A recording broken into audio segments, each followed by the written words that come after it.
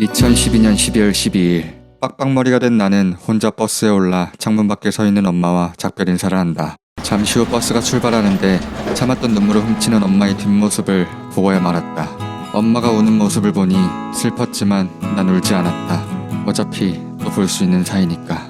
그렇게 난 혼자서 논산 훈련소에 도착을 했다. 훈련소 생활은 손발을 절단하고 싶었던 것 빼고는 괜찮았다.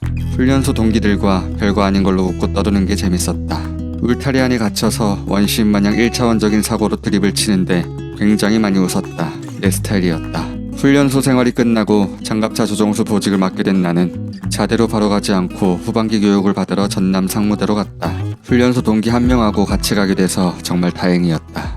상무대 기계학교에 도착해서 동기와 함께 점심을 먹으러 갔다. 식사를 하는데 갑자기 왈칵 눈물이 쏟아졌다. 동기가 왜 우냐며 당황해했다. 한 달 동안 함께 동거동락하던 훈련소 동기들을 다시 못 본다고 생각하니 너무 슬펐다. 평가 공부와 실습에 찌든 후반기 교육이 끝이 나고 34단의 자대 배치를 받았다. 훈련소 동기와 같은 사단, 같은 여단, 같은 대대로 배정받았지만 중대에서 갈려 헤어지게 됐다. 드디어 혼자 남은 나는 엄청나게 긴장을 하게 됐다. 하지만 걱정과는 달리 축구와 탁구로 인해서 너무나도 빠르게 중대원들과 두루두루 친해질 수 있었다. 자대 생활한 지 얼마 안 돼서 우리 중대는 ASP 파견을 가게 됐다. 산속에 들어가서 탄약대대 경계 임무를 도와주는 역할이었다. 2명씩 교대로 2시간가량 걸리는 산을 타면서 울타리를 확인하고 또 2명씩 두 팀은 교대로 초소를 지키는 임무였다. 그곳에서 난 100일 휴가를 나오게 되었다. 집에 도착하자마자 옷을 갈아입고 대학병원으로 갔다. 사실 입대 전부터 아빠는 집에 누워 계셨는데 휴가 나오기 전 급격히 몸이 안 좋아지셔서 병원에 입원해 계셨다. 엄마는 내가 오자 잠시 집에 가서 씻고 집 정리를 하고 오신다고 하셔서 혼자 아빠 곁을 지키고 있었다. 때마침 회진을 도시는 의사 선생님들이 빡빡머리인 나를 보시더니 조용히 복도로 나오라고 하셨다. 순간 좋지 않은 예감이 들었다. 그 예감은 빗나가지 않았다. 길어야 한 달. 눈앞이 깜깜해졌다. 아빠 앞에서 티를 낼 수가 없었다. 그치만 긴 세월 기적을 바라던 내 마음은 금방이라도 무너질 것만 같았다. 아니 야이신 아빠는 말하는 것조차 힘겨워하셨다. 휴가 나온 아들이 놀지 못하는 게 마음이 걸리셨는지 엄마가 오면 친구들 만나서 놀고 오라고 하셨다. 친구를 만나기 전 잠시 집에 왔다. 아무도 없는 텅 빈 집. 한참을 소리 지르며 울었다. 마음을 추스리고 친구들을 만났다. 친구들 앞에선 절대로 티를 내지 않았다. 그렇게 4박 5일을 친구들도 조금씩 만나며 병원에서 보냈다. 휴가 복귀 날 아빠는 갑작스레 중환자실로 옮겨지셨다. 당장 휴가 복귀를 해야 하는데 의사 선생님께선 아빠를 진단하시더니 위독하다고 하셨다. 경황이 없다 보니 얼른 부대 복귀해서 다시 휴가를 써야겠다는 생각밖에 없었다. 소대장님께 전화를 해도 됐었다는 사실을 부대 도착해서 알게 되었다. 그렇게 2시간 버스를 타고 유병소를 통과해서 부대로 향했다. 절대로 남들 앞에서 울지 않을 거라 다짐했다. 얼른 아빠한테 돌아가야 되니 시간을 낭비하지 않기로 다짐했다. 그렇게 다짐을 한 이유가 이거였을까? 멀리서 반갑게 맞아주는 산임들을 보자마자 산이 떠나라 대성통곡을 해버렸다. 통제가 전혀 되지 않았다. 막사에 있던 모두가 놀라서 밖으로 나와 나를 위로해줬다. 소대장님도 어머니를 떠나보내신 이야기를 들려주시면서 위로해주시고 공감해주셨다. 그렇게 난 다시 병원으로 돌아와 아빠의 임종을 함께할 수 있었다. 집안의 가장이 사라졌다. 2살 터울 형이 있지만 형은 대학교에서 공부를 하고 있었다. 공부에 관심이 없는 나는 결심을 했다. 2개월 전.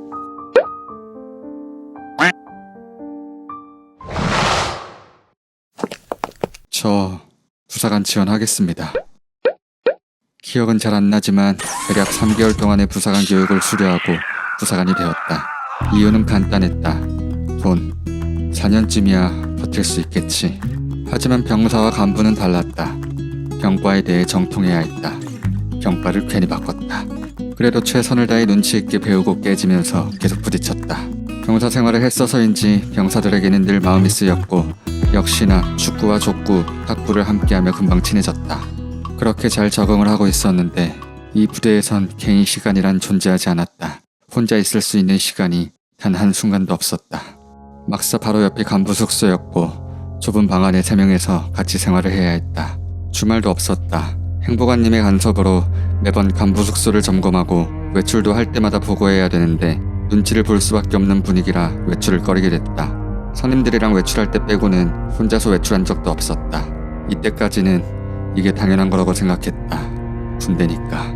긴 시간이 흘러 대대장님의 지시하에 전투부직 간부들은 군 작전에 대해 브리핑을 할 수 있을 정도의 능력을 강요받게 되었다. 작전 브리핑은 장교들이 하는 거라고 알고 있었는데 사사인 나까지 브리핑에 대해서 평가를 한다고 했다. 일과가 끝난 뒤 작전판을 만들고 브리핑 연습을 하느라 밤 10시가 넘어서 퇴근하는 일이 반복됐다. 일단 대대장님의 지시라 하기는 하는데 그래도 왜 해야 하는지 이해할 수가 없었다.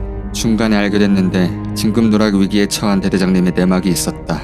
이걸 한다고 해서 진급할 수 있을 거라는 생각 또한 그 누구도 이해할 수가 없었다. 아침 6시 기상, 밤 10시 퇴근. 퇴근해서도 온전한 쉼을 누릴 수가 없었다. 몸과 마음이 지쳐 매일 치맥을 시켜 먹는 등 군것질로 스트레스를 풀었다. 집에 돈을 보태고 군것질 조금 하고 나니 외출을 거의 하지 않았음에도 돈이 모이질 않았다.